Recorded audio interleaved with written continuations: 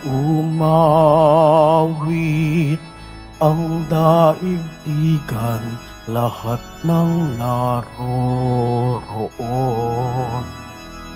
Umawit ang sangkatauhan, purihin ang Panginoon.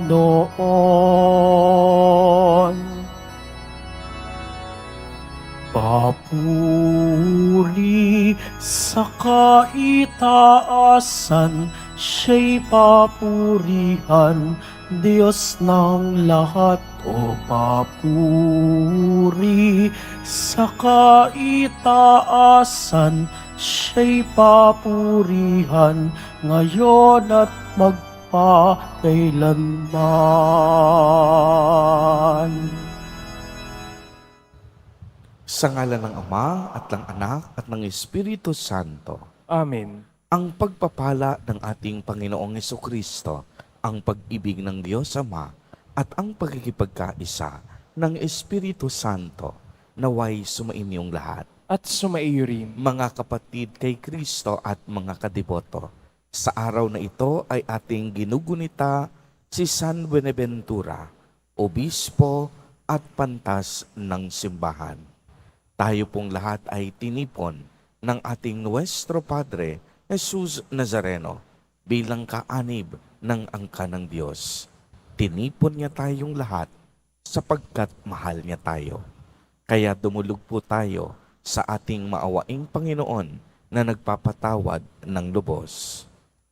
Inaamin ko sa makapangyarihang Diyos At sa inyo mga kapatid, nalubha akong nagkasala sa isip, sa salita, sa gawa, at sa aking pagkukulang.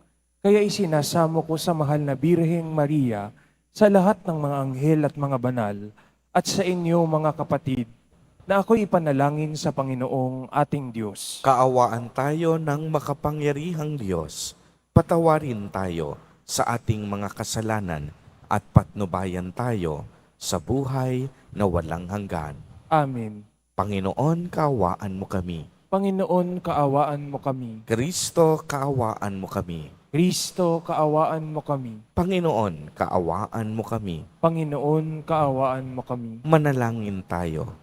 Ama naming makapangyarihan, sa pagdiriwang namin sa pagsilang sa kalangitan ng Obispong si San Buenaventura, umunlad nawa kami sa karanungang itinuro niya upang matularan namin ang maalab niyang pag-ibig sa iyo sa pamamagitan ni Hesukristo kasama ng Espiritu Santo magpa sa walang hanggan. Amen. Magsiupo muna ang lahat. Pagbasa mula sa aklat ni Propeta Isaías. Mga pinuno ng Sodoma, pakinggan ninyo ang sinasabi ng Panginoon. Mga namamayan sa Gomora, pakinggan ninyo ang aral ng ating Diyos. Ang sabi niya, walang halaga sa akin ang dami ng inyong mga handog. Sawa na ako sa mga tupang sinusunog at sa taba ng bakang inihahandog. Hindi ako nalulugod sa dugo ng mga toro at mga kambing. Sino ang may sabi sa inyong magdala niyan sa harap ko? Sino ang may utos sa inyong magparuot parito sa aking templo? Huwag na kayong maghahandog ng paimbabaw. Nasusuklam ako sa usok niyan. Nababagot na ako sa inyong mga pagtitipon kung pista ng bagong buwan at araw ng pamamahinga. Dahil sa pananatili ninyo sa inyong kasalanan. Labis akong nasusuklam sa inyong pagdiriwang ng bagong buwan at iba pang kapistahan. Suyang-suya na ako sa mga iyan at hindi ko na matatagalan. Kapag kayo'y tumatawag sa akin, ibabaling ko sa malayo ang aking mukha. Hindi ko kayo papansinin kahit na kayo'y manalangin ng manalangin. Hindi ko kayo pakikinggan sapagkat marami kayong inutang na buhay. Magpakabuti na kayo, magbalik loob sa akin. Talikdanan ninyo ang masasamang gawain. Tumigil na kayo ng paggawa ng masama. Pag-aralan ninyong gumawa ng mabuti. Pairalin ang katarungan. Itigil ang pang-aapi. Tulungan ang mga ulila.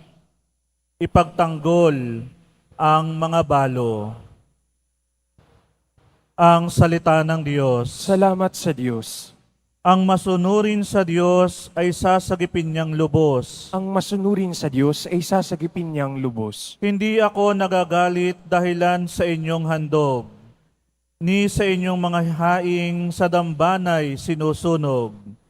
Bagaman ang mga toroy hindi ko na kailangan, maging iyang mga kambing at ang iyong mga kawan. Ang masunurin sa Diyos ay sasagipin niyang lubos. Bakit ninyo inuusal yaong aking mga utos? At bakit ang paksa ninyo ay sa tipan natutungod? Pag kayo ay tinutuwid, agad kayong napopuot at niayaw na tanggapin yaong aking mga utos. Ang masunurin sa Diyos ay sasagipin niyang lubos. Kahit ito ay ginawa, hindi kayo alumana. Kaya naman ang akala kayo't ako'y magkaisa. Ngunit ngayon, panahon na ng kayo'y aking pagwikaan, upang inyong maunawa ang ginawang kamalian. Ang parangal na nais ko, nasa aki ihahain, ay handog na pasasalamat, pagpupuring walang maliw. Akin namang ililigtas ang lahat na masunurin. Ang masunurin sa Diyos ay sasagipin niyang lubos. Magsitayo po ang lahat.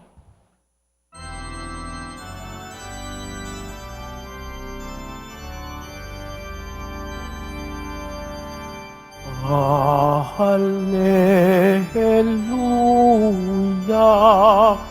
Hallelujah, Hallelujah, Hallelujah.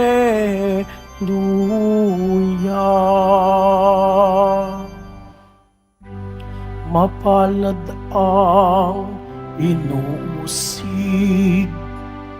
sa gawang puspos ng bait, pagkat may kakamting langit. Hallelujah, Hallelujah, Hallelujah,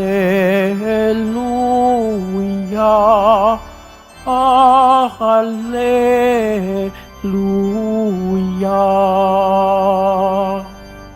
Sumainyo ang Panginoon. At sumaiyo rin. Ang mabuting balita ng Panginoon ayon kay San Mateo. Papuri sa iyo, Panginoon. Noong panahong iyon, sinabi ni Jesus sa kaniyang mga apostol, "Huwag ninyong isiping na parito ako upang magdala ng kapayapaan sa lupa. Naparito ako upang magdala ng tabak, hindi kapayapaan. Sapagkat naparito ako upang papaglabanin ang anak na lalaki at ang kaniyang ama, ang anak na babae at ang kaniyang ina, ang manugang na babae at ang kaniyang biyanang babae, at ang kaaway ng isang tao'y ang kanya na ring kasambahay.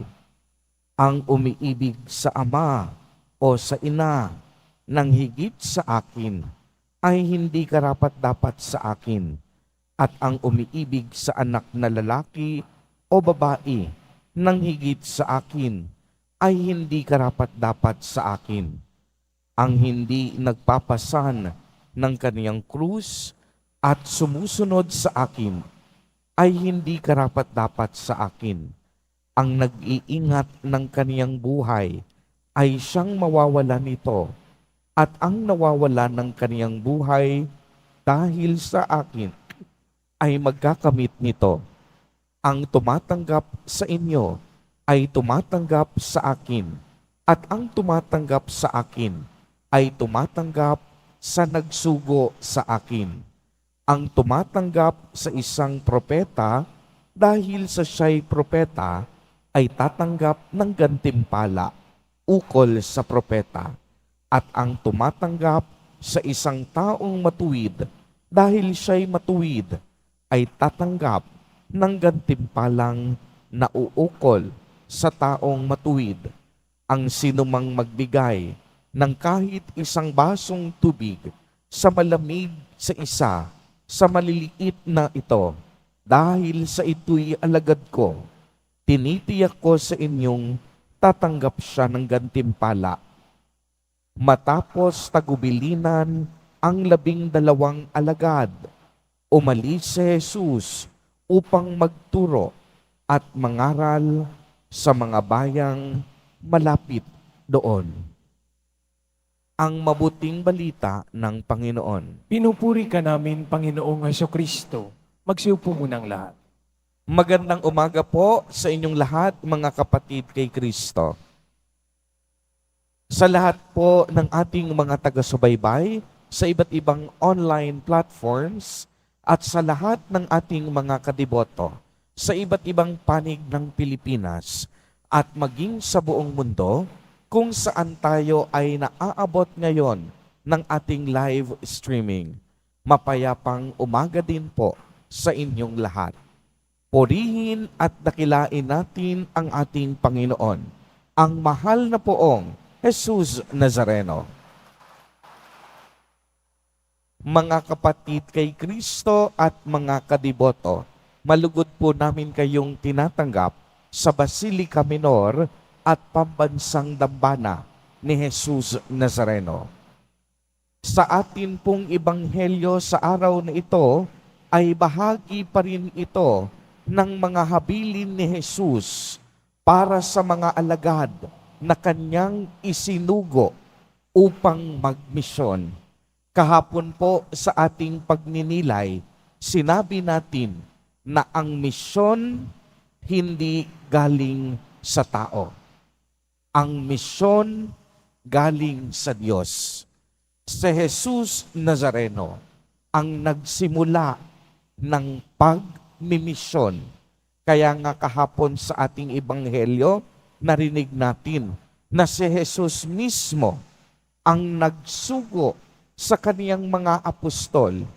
Isinugo ni Jesus Nazareno, dala-dalawa ang kaniyang mga apostol at hinabilinan pa ito na huwag magdala ng anumang bagay maliban sa panyapak na gagamitin nila sa kanilang paglalakbay. Kaya nga kung inyong mapapansin, si Jesus Nazareno din mismo ang nagbigay ng kapangyarihan sa mga alagad at mga apostol na magpalayas ng mga demonyo. Nagbigay ng kapangyarihan upang sila ay magpagaling ng mga may sakit at may mga karamdaman. Kaya nga pagkatapos ng kamatayan ni Jesus Nazareno, anong ginawa ng mga apostol? Hindi sila nanatili sa Jerusalem.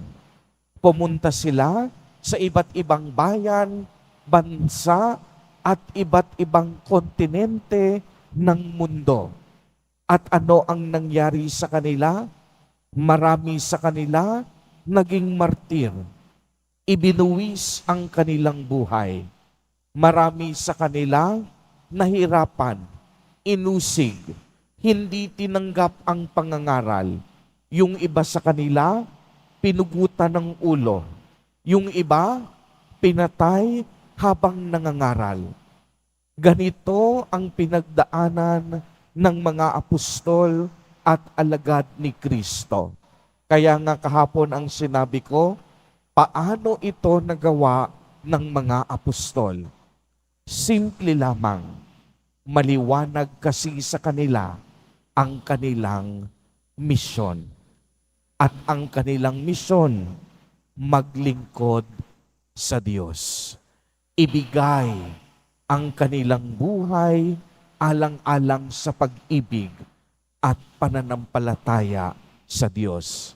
Kaya naman nakakasiguro tayo na ang mga martir ng Diyos, ang gantimpala nila ay buhay na walang hanggan. Ang gantimpala ng kanilang kagitingan ay kaligtasan. At ganito rin ang paalala ni Jesus Nazareno sa atin sa araw na ito. Narinig natin, huwag ninyong isiping naparito ako upang magdala ng kapayapaan sa lupa. Naparito ako upang magdala ng tabak, hindi kapayapaan. Sapagkat naparito ako upang papaglabanin ang anak na lalaki at ang kanyang ama, ang anak na babae at ang kanyang ina. Ano pong ibig sabihin nito? Simple lang, maging sentro ng buhay natin ang Diyos. Uulitin ko po, maging sentro o pangunahing layunin ng buhay natin ang Panginoon. Kaya nga anong sabi ng Panginoon ni Jesus Nazareno? Darating ang panahon na tayo ay susubukin sa ating pananampalataya. Ano ang mas mahalaga sa iyo? Ang iyong kapangyarihan? Ang iyong kayamanan? Ang iyong katanyagan? O ang iyong pagmamahal sa Diyos? Kaya nga kahapon sa ating pagninilay, sinabi rin natin, para sa mga alagad ni Kristo sa nalalabing buhay nila, hindi na mahalaga sa kanila ang kumita ng pera. Hindi na mahalaga sa kanila ang magpayaman sa lupa. Hindi na mahalaga sa kanila ang kasikatan at katanyagan. Ang mahalaga sa kanila, ibigay ang kanilang sarili alang-alang sa pagpapalaganap ng mabuting balita ng Diyos. Kaya nga ang buhay nila ay buhay na punong-puno ng saysay at kasaysayan. Sapagkat ang buhay nila, Diyos ang naging sentro. Ang buhay nila, Diyos ang pangunahing layunin ng kanilang pag-iral. Kaya nga anong sabi sa unang pagbasa? Sabi ng Diyos, wala namang halaga sa akin ang dami ng mga handog na inyong susuguin. Kung ang puso't isip naman ninyo malayo sa akin, walang halaga iyon. Dahil ang nais ng Diyos ay kung ano ang laman ng ating puso. Marami sa atin nakalulungkot, magsisimba lang, magdarasal lamang dahil may hinihingi sa Diyos. Pagkatapos, pakinggan ng Diyos ang kanilang panalangin. Babalik sa dating bisyo at masamang gawain. Nakalulungkot, minsan, kilala lang natin ang Diyos kung tayo'y may kailangan. Minsan, kumakatok lamang tayo sa kanyang pintuan kapag tayo'y nasa gitna ng pagsubok at mga alalahanin sa buhay. Kapag sinabi nating sentro ang Diyos ng ating buhay, mayroon man tayong hinihiling o wala, may kailangan man tayo sa Diyos o wala, dapat patuloy-tuloy ang ating paglilingkod at pagmamahal. Hindi dapat ito napuputol, sapagkat ang Diyos dapat ang nagbibigay kulay at kahulugan sa ating buhay. Mga kapatid kay Kristo at mga kadiboto, magandang itanong po natin ngayon sa ating pagninilay. Sino ang sentro ng iyong buhay sa kasalukuyan? Sino at ano ang iyong pangunahing motibasyon sa pag-gising sa umaga? Kilala ba natin ang Diyos dahil tayo'y may kailangan sa Kanya? Naglilingkod ba tayo sa Diyos dahil tayo'y may hinihiling sa Kanya? O naglilingkod tayo sa Diyos dahil mahal natin Siya? Amen. Purihin at dakilain natin ang ating Panginoon, ang mahal na poong Jesus Nazareno. Magsitayo na po ang lahat.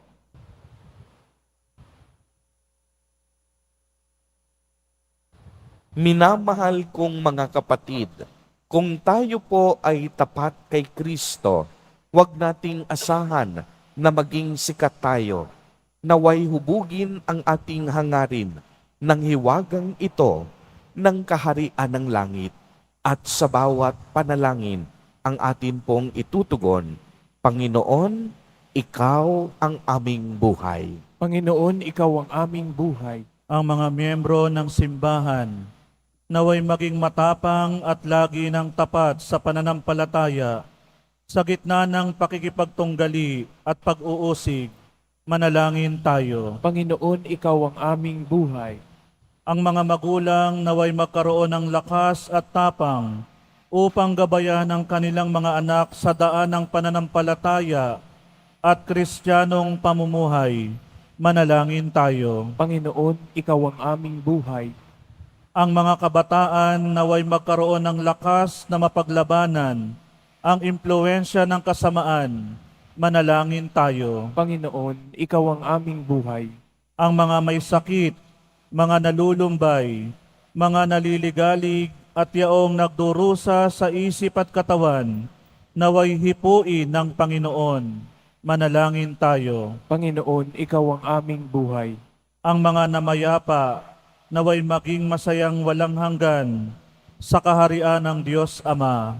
Manalangin tayo. Panginoon, Ikaw ang aming buhay. Isama din po natin sa ating mga panalangin sa mga sandaling ito ang mga kapatid at kadiboto natin na nagdiriwang ng kanilang mga kaarawan, ang mga mag-asawang nagdiriwang ng anibersaryo ng kanilang mga kasal, ang mga kaibigan at kamag-anak natin may sakit at may malubhang karamdaman, gayon din ang mga pamilyang nagugutom at walang makain. Naway ingatan, pagpalain at basbasan silang lagi ni Jesus Nazareno. Manalangin tayo.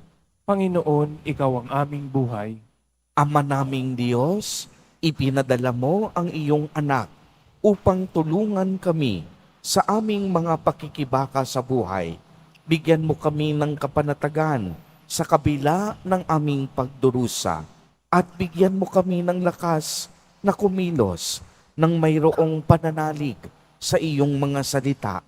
Hinihiling namin ito sa pamamagitan ni Kristo na aming Panginoon. Amen. Magsiupo munang lahat.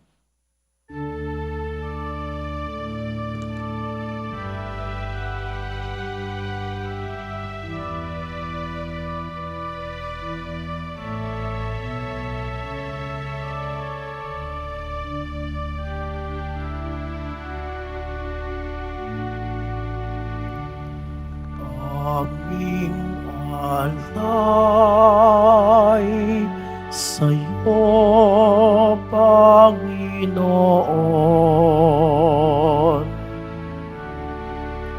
Ang tinapay at alak na iyong kaloob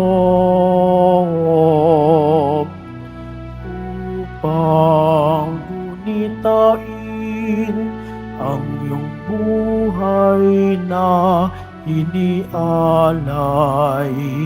nang tayo'y magdiwang bilang isang sambayanan.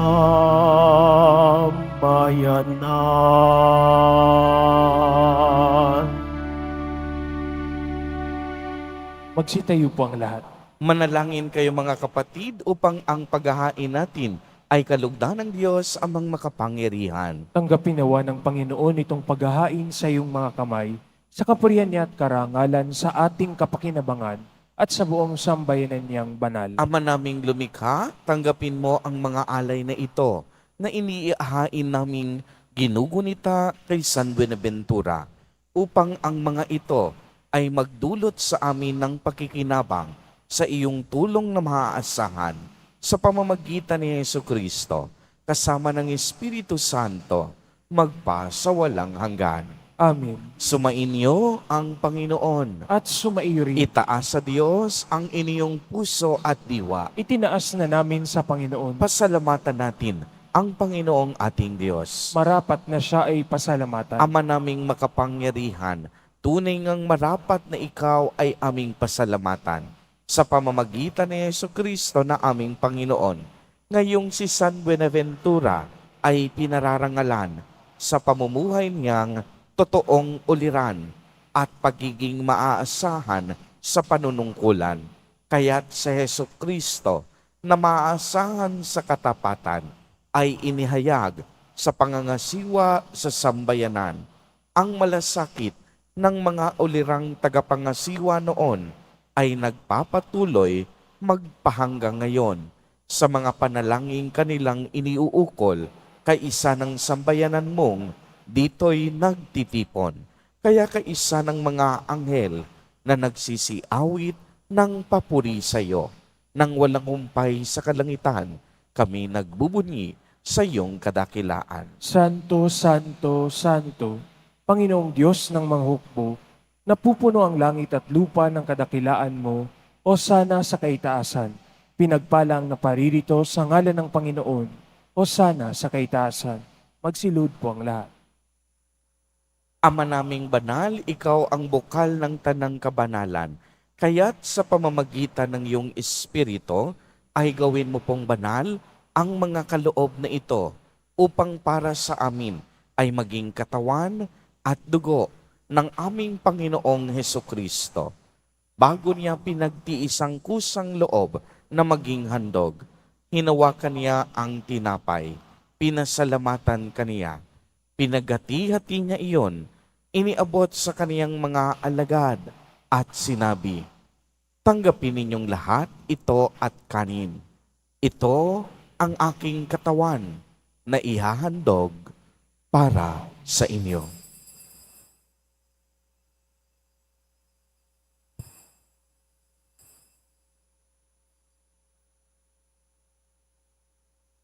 Gayon din naman noong matapos ang hapunan, hinawakan niya ang kalis. Muli kanyang pinasalamatan. Iniabot niya ang kalis sa kaniyang mga alagad at sinabi, "Tanggapin ninyong lahat ito at inumin. Ito ang kalis ng aking dugo, ng bago at walang hanggang tipan, ang aking dugo na ibubuhos para sa inyo at para sa lahat sa ikapagpapatawad ng mga kasalanan. Gawin ninyo ito sa pag-alaala sa akin."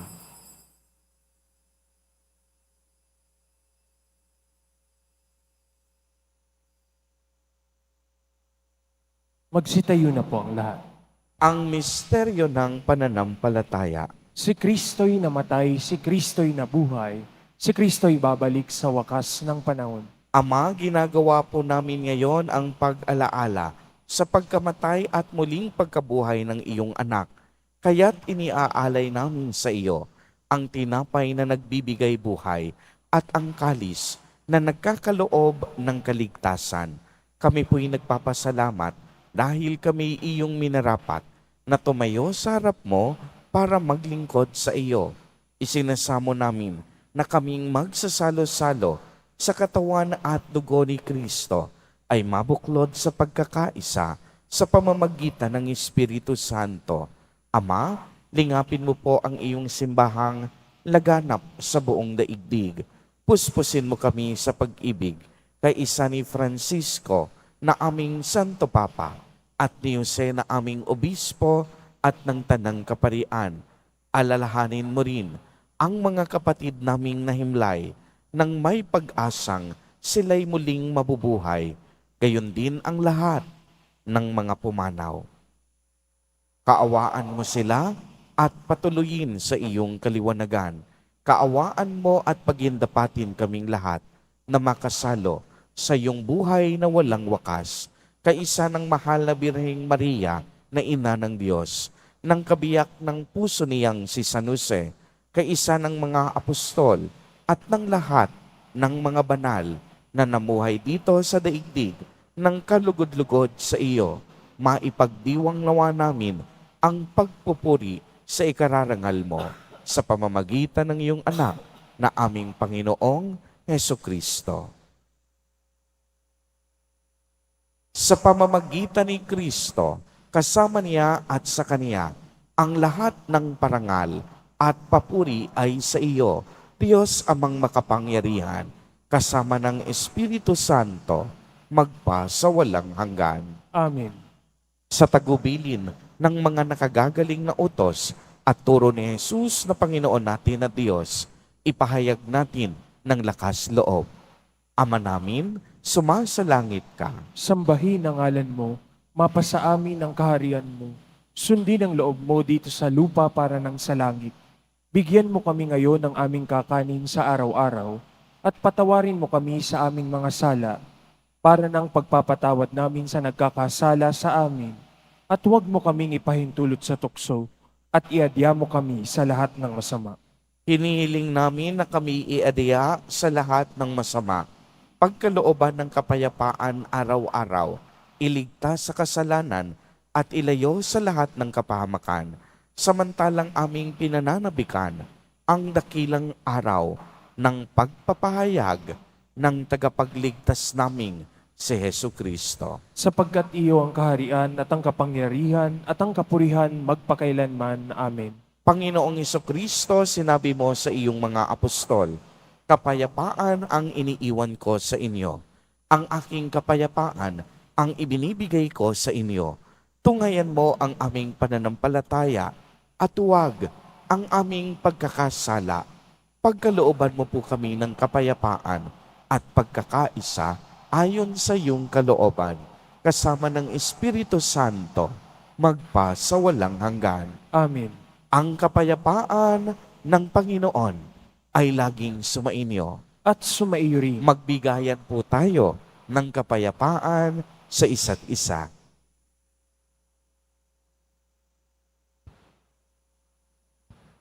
Kordero ng Diyos, na nag-aalis ng mga kasalanan ng sanlibutan, maawa ka sa amin. Kordero ng Diyos na nag-aalis ng mga kasalanan ng sanlibutan, maawa ka sa amin. Kordero ng Diyos na nag-aalis ng mga kasalanan ng sanlibutan, ipagkaloob mo sa amin ang kapayapaan. Magsilod po ang lahat. Ito ang kordero ng Diyos. Ito ang nag-aalis ng mga kasalanan ng sanlibutan. Mapalad ang mga inaanyayahan sa kaniyang piging. Panginoon, hindi ako karapat-dapat na magpatuloy sa iyo, ngunit sa isang salita mo lamang ay gagaling na ako.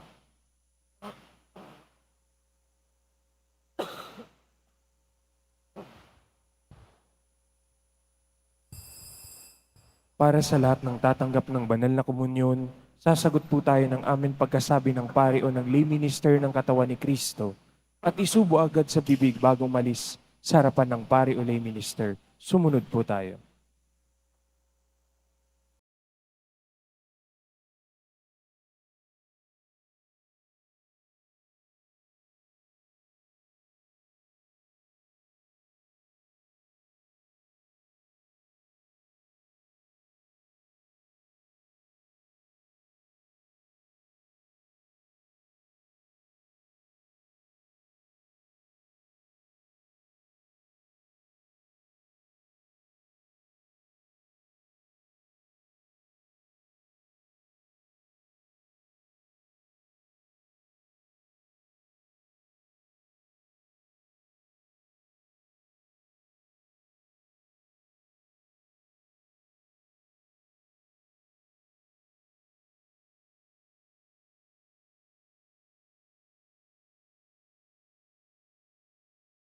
tayo.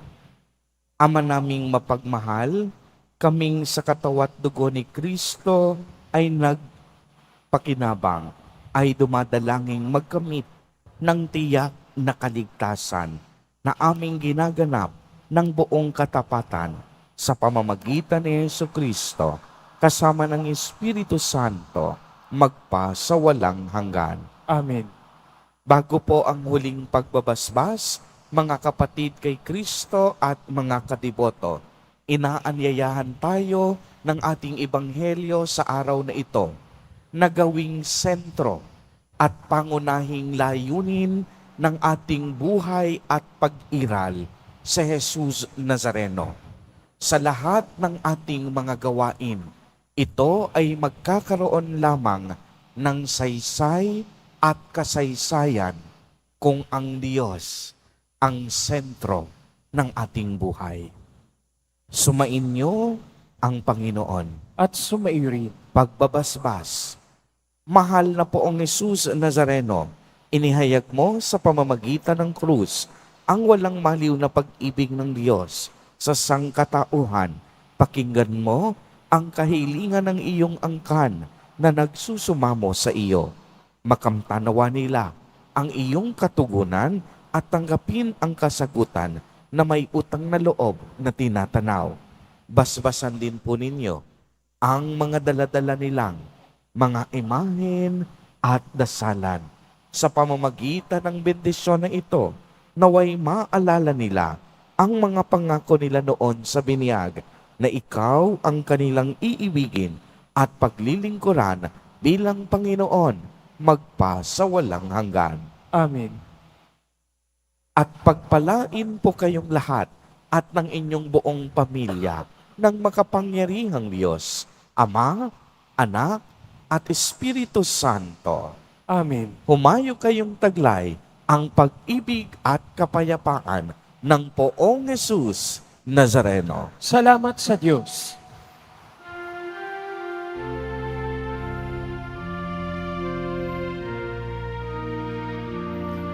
Nuestro Padre Jesus Nazareno, sinasamba ka namin. Pinipintuho ka namin, aral mo ang aming buhay at kaligtasan.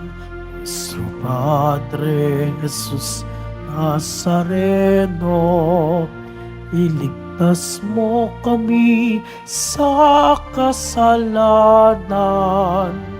Ang krus mong kinamatayan ay sagisag ng aming kaligtasan. Nuestro Padre Jesus Nazareno, dinarangal ka namin. Nuestro Padre Jesus Nazareno, niluluwalhati ka namin. Nuestro Padre Jesus Nazareno, dinarangal ka namin. Nuestro Padre Jesus Nazareno, niluluwalhati ka namin.